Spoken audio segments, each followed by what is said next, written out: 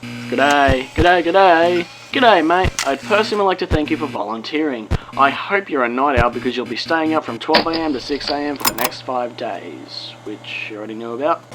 If not, we'll grab a cup of coffee and get to work. Let me fill you in on your task for the next 5 days. You simply need to make use of our security camera system to monitor the animatronic characters and make sure that they are functioning properly. At the end of the work period, give us reports on the activity. Boring, right? Wrong.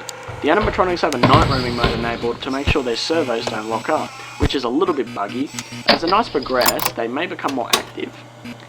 Now, I guess the first thing you notice is that you have limited power. Fazbear Entertainment has returned with a much smaller budget, so all of our buildings have limited power.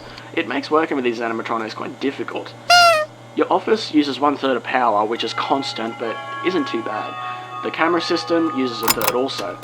It's quite an old system. The images may glitch out at times when you're using the cameras. It's actually the same system from the restaurant of 87. That's something we managed to scavenge. Just, smaller budget. Had to save some money, so we just scavenged some old systems. And then the lights for the whole building use the last third of power. Your power will drain extremely quick when using all the lights, so use it sparingly.